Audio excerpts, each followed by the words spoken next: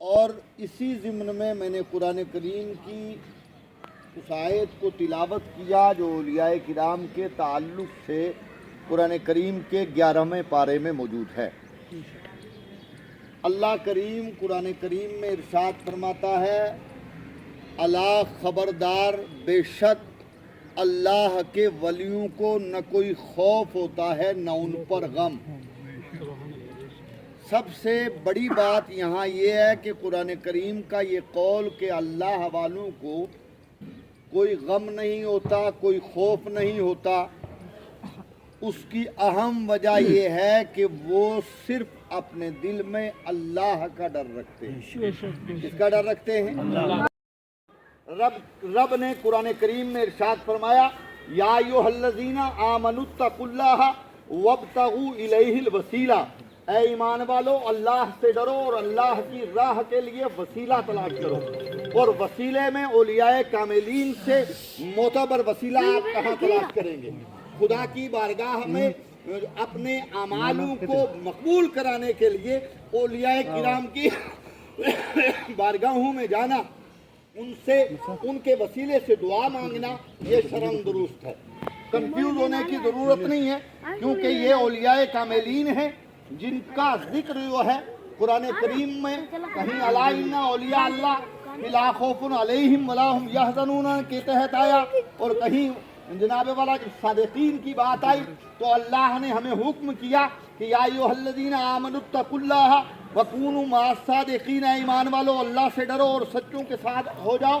اور کہیں اللہ نے یہ فرمایا کہ وہ لوگ جن پر اللہ نے انعام فرمایا ہے، کہیں اللہ نے یہ فرمایا انعم اللہ، جن پر اللہ کا انعام ہوا ہے، انعم اللہ علیہم من النبیین والصدیقین والشہداء والصالحین، کہہ کے اولیاء کاملین کو اس زمرے صالحین کے میں لا کے اللہ نے ہم سب کو یہ کہا کہ آپ میرے دوستوں کی بارگاہ سے ہو کر میرے پاس آؤ گے تو تب مل جائے گا، ڈائریکٹ نہیں مل سکتا ہے۔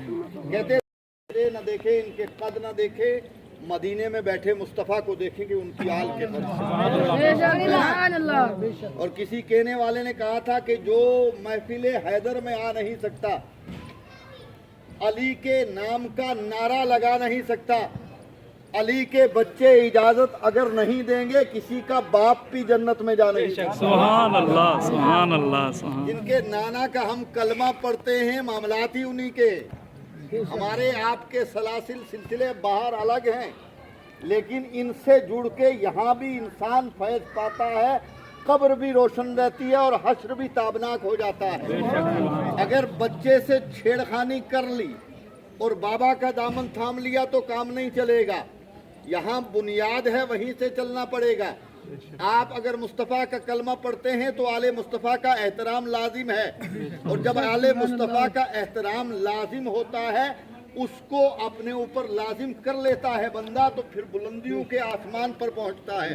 میں اپنی بات کو روک کے اگلی بات کہنا چاہتا ہوں۔ میں چاہتا ہوں کہ چند جملے آج پہلی بار میں اس موضوع پر شاید آپ حضرات میں ڈسکس کر رہا ہوں، اولیاء کرام پر، سادات کرام پر۔ سیدوں کے مراتب کو سمجھنے کے لیے سب سے بڑی بات ہے کہ علمی دنیا کا شہنشاہ ہونا چاہیے، یا وقت کا اتنا بڑا مؤدب ہونا چاہیے کہ وہ اپنی زبان کو مکمل لگام دے کے رکھے کہ ہم جس نبی کا کلمہ پڑھتے ہیں اس کی آل کے سامنے بیٹھے۔ میں آپ کو بتاؤں، یہاں سے بہت قریب میں بریلی شریف ہے۔ بریلی شریف میں ایک قلندر رہتا ہے جس کو پوری دنیا امام احمد رضا کے نام سے یاد کرتی ہے۔ وہ قلندر کس طرح کا تھا یہ سماعت کر لیجئے، سمجھ میں آ جائے گا۔ امام احمد رضا فاضل بریلوی رضی اللہ تعالی عنہ کو نہ پہلے اعلیٰ حضرت کہا جاتا تھا، نہ امام احمد رضا کہا جاتا تھا، بلکہ ان کے شہزادے کو چھوٹے مولوی صاحب، ان کو بڑے مولوی صاحب کہا جاتا تھا۔ یہ دو لفظ سے وہ مشہور تھے بریلی میں۔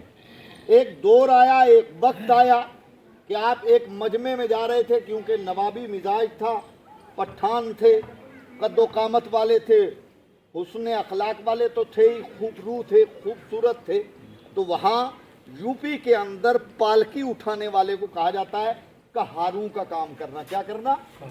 کہاروں کا کام کرنا۔ ان کہاروں کے کام میں 4 لوگ لگے ہوئے تھے جو پالکی میں اٹھا رہے تھے۔ इत्तिफाक से चौथा आले नबी थे। पालकी उठाई, इमाम अहमद रजा को अभी कंधे पर लिया तो उन्होंने हटा दिया, बोले उतार दीजिए पालकी, और फरमाया कि तुम में सैयद कौन है। सुभान अल्लाह, सुभान ऐसे आला हजरत नहीं कहलवाता है कोई, बोले तुम में सैयद कौन है। अब कौन देखे जलाल इमाम अहमद रजा का, वो रोम में मजदूरी कर रहा सैयद खामोश है। तो इमाम अहमद रजा हाथ जोड़कर कहते हैं, नबी की अजमत का वास्ता देकर कहता हूँ बता दे सैयद कौन है। अल्लाहु अकबर इतना कहा तो वो बोला मैं सैयद हूँ। बोले अब तू पालकी में बैठ, अहमद रजा उठाएगा। सुभान अल्लाह। बोले तू पालकी में बैठ, अहमद रजा उठाएगा। और जुमले क्या थे, फरमाया कि अगर कल नबी ने सवाल कर लिया कि अहमद रजा तू मेरे नवासे के कंधे पर चढ़ा था तो मैं बारगाह रसूल में क्या जवाब दूंगा। और अपना अमामा जो है वो उस सैयद के कदमों में डाल दिया, और जब सैयद के कदमों में अमामा डाला, अल्लाह ने बुलंदियां ऐसी अता की, महररा मुतहरा के सैयदों में पहुंचा। सैयद आले रसूल नूरी ने बैत किया, बैत करने के बाद खिलाफत अता की, खिलाफत देने के बाद मुस्कुरा के इरशाद फरमाया अब नूरी को फिक्र नहीं है, अब अगर अल्लाह मुझसे पूछेगा तू तोहफा क्या लाया है तो मैं अहमद रजा को पेश कर। सुभान अल्लाह। ये सैयदों से मोहब्बत का सिला। तो फिर कायनाते आलम में उनका टिक्का बजता है। वजह क्या है कि वो सैयद को जानते थे। जुनैद बगदादी जब कुश्ती पर आए हैं, सबको याद है, सब इस तारीख को पढ़ते हैं। उस कुश्ती में जो कुश्ती का चैलेंज किया था वो आले रसूल था, और आकर कान में सिर्फ इतना कहा था कि मैं फाके से हूँ, मेरी औलाद फाके से है, आज गिर जाओगे तो हश्र तक उठा के रखूंगा, मैं नहीं उठाऊंगा तो मेरे नाना उठा लेंगे। अल्लाह अकबर। तो जुनैद बगदादी ने उस अमल को किया था। उस अमल को करने का सिरा ये था कि गौसे आजम के अकाबरीन में हजरत जुनैद बगदादी। इतना बड़ा कद सैयदों को मानने के बाद होता है।